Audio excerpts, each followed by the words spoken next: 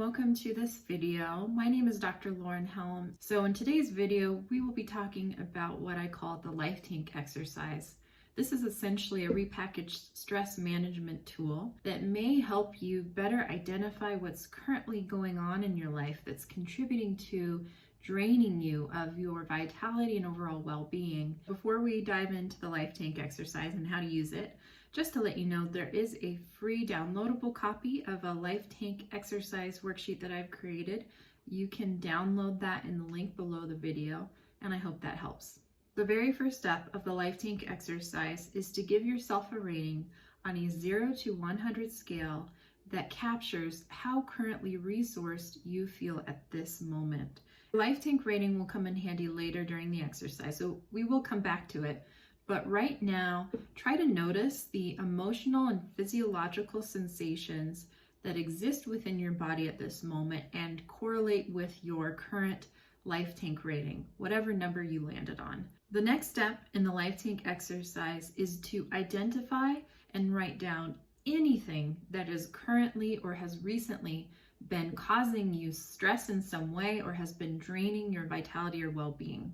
It's important to identify anything internally or externally that's a source of stress or drain or depletion when you're completing this step of the life tank exercise. And that's because we want to be very clear about the things that are impacting us so that we can come up with a plan to address them. So try to think through each of the major domains within your life and how they're impacting you now. For example, you'll want to think through common sources of stress or drain or depletion, which include our relationships, whether it's with friends or coworkers or family, or even the lack of relationships that we maybe desire to have in our lives. Think about how your physical health may be affecting you. You might be drained by a lack of quality or restful sleep. You might be drained by poor nutrition. Perhaps you've experienced chronic illness or some kind of injury. There may also be some internal sources of stress or drain, including negative thinking patterns such as worry or rumination. So try to think through if there's anything going on internally for you that might also be contributing to draining of your vitality and your sense of emotional resource. Next, challenge yourself to break down each depleting factor into specific, concrete examples of what it is about that thing that is stressing you out, that is draining you of your vitality. After you've written down a list of the specific ways in which all of these life domains have been affecting you, draining or depleting you, now what you're going to do is rate on a 0 to 10 scale, or 0 to 100 if you prefer, how impactful or depleting each of these factors have been. You're going to be rating each of those specific examples that you just came up with, because there may be some aspects of work or relationship that are more bothersome, more taxing than others. After you've gotten really clear about the things that currently or recently have been impacting your well-being in a negative way, have been draining or depleting you, now it's time to move on to creating the replenishing factors list, which is essentially a list of all of the things that currently or recently have been in your life or that you have been doing that have been restoring your emotional well-being, that have been contributing to your overall vitality. Perhaps there have been some valued activities or things that you've done as of late that have really felt meaningful and rewarding to you and therefore helped you feel more emotionally resourced. Or time you've been spending with loved ones and particular ways of connecting with the people that you care about or that care about you. You'll want to write that down too. Once you've come up with a thorough and specific list of replenishing factors, now is the time to rate on a 0 to 10 or 0 to 100 scale how replenishing or how impactful those things or those things that you do are. We want to see what you respond most powerfully to, and also if there are any changes, we want to get curious about why at a certain point of time in your life there are certain activities or things that affect you more powerfully than at other times in your life. Once you've completed a thorough and specific list of both depleting and replenishing factors, now what we do is go through them again, but with the intent to be clear about what can be changed and what cannot. So in this case, you maybe make a star or an asterisk next to each depleting and replenishing factor that is within your direct control to change or control. So for the depleting factors list, you're going to be thinking through which of these depleting factors do I have the ability to directly control, reduce, or eliminate? And with the replenishing factors list, you want to think through which of these can I build in more? Which of these do I have the ability to enhance the impact of? Once you have identified the depleting factors that are within your control to change or to eliminate, then the next step is actually to create a written, solution-focused action plan. If you find that you get stuck and are having trouble coming up with a clear action plan, there are some problem-solving strategies that can be used to assist you in clarifying and generating a concrete action plan that's likely to be effective. I will cover those steps in another video, but for now, give it your best shot. You can always revise the action plan as needed, or you can move on to the next depleting factor that is a little bit easier to come up with a plan for. For the depleting factors that are not within your direct control to change or reduce or eliminate, what we want to do is come up with an emotion-focused coping plan, or in other words, a plan for how you're going to best respond most effectively, take care of your needs, and navigate this challenging or stressful situation. So it doesn't mean that you're getting rid of the cause of the stress, but you are changing how you respond to that stressor, that depleting factor.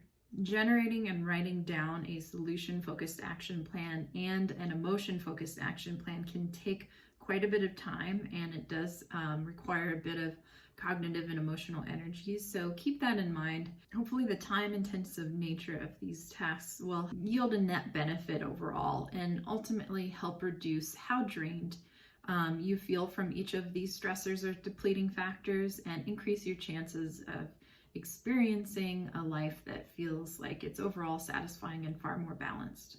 After identifying and writing down some solution-focused and emotion-focused coping plans, the next step is to move over to your replenishing factors list and see if there are any ways in which you can brainstorm or come up with ideas about how to increase the frequency, duration, or just the impact of the replenishing factors that are currently on your list, or if there are potentially other things that you can select, build in, bring back into your life, try something new that overall helps give you life energy, helps you feel more well taken care of, more emotionally balanced and resourced.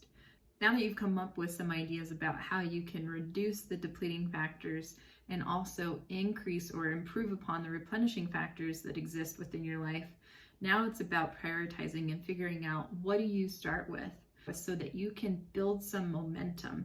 Setting yourself up for success by setting realistic goals is a really important part of any problem-solving process, but especially when it comes to trying to recreate balance and deal with feelings of emotional overwhelm. We always want to start with the smallest, most reasonable task that we know we can complete. And then once we feel accomplished and like we're getting some headway, we're going to feel more motivated and energized and more capable of going on to the next thing to basically continue to improve upon the quality of our lives. So this can be based off where your life tank rating currently is. If your life tank rating is on the upper end, let's say you're feeling pretty resourced and you're at a 70 or above, you're likely going to have more energy and motivation and just the ability to sustain the energy and effort that is required to tackle some of these depleting factors, especially the things that are most stressful or draining. However, if you find that you're somewhere in the middle, or maybe you're even towards the lower end, feeling pretty depleted and like you're running on empty, sometimes that might mean for some people a 30 or below, then what you're probably going to want to do is not focus first on trying to tackle the things that require a lot from you. Instead, I'd encourage you to be very careful with the limited energy that you have left, thinking of it as a finite reserve. Trying to just be wise about what it is that you're going to be using that energy on.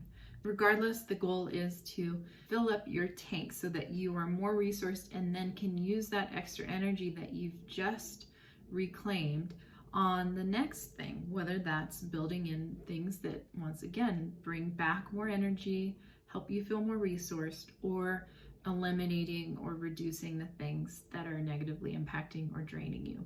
If you're having trouble figuring out what you should begin with, sometimes it can help to use more rating systems. In this case, rating how much energy you think on a 0 to 10 scale it will take to implement that solution-focused action plan or the emotion-focused action plan, or your plan for building in a certain replenishing strategy.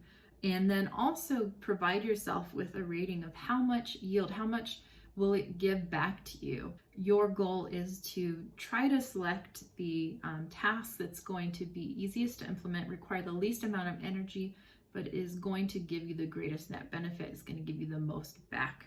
And once again, once you arrive at a higher life tank rating, then you're going to be able to take on quite a bit more than when you're feeling depleted and low energy. And the goal here being to maintain this very resourced state. So I encourage people, regardless of whether they're on the low or the upper end and they're feeling resourced or not, to do a life tank check-in at least once a week. And if you're finding that your life tank rating is significantly shifting, maybe it's getting a lot higher or it's dropped significantly lower, then go through the full worksheet and try to identify what has changed and what you're going to target next. I know that it can feel like a lot of work, but the more that you do this, the more automatic it will become, and eventually you may not even need to write these things down. However, I do encourage you to write it down in the beginning because that helps you think through this much more thoroughly than you might otherwise and come up with some creative solutions to what's going on in your life and get clear about what you need to maybe let go of, not expend your energy on at this time. All right, so you've made it through the end of the life tank exercise.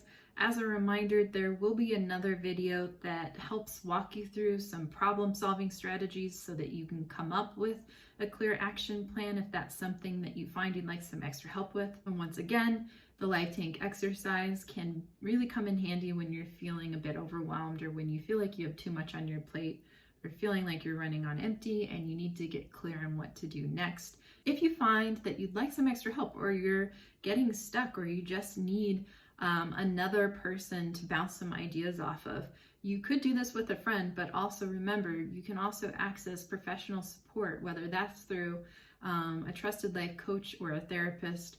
These are people that will be trained to help you think through these kinds of life challenges and how to improve your well-being and therefore optimize your chances of success. So keep that in mind as a resource. But in the meantime, I hope that you using this worksheet on your own provides some support, supporting you in getting clear on how you can best care for your needs and ultimately promote that sense of balance and feeling resourced and greater well-being. Thanks so much for spending time with me in this video today.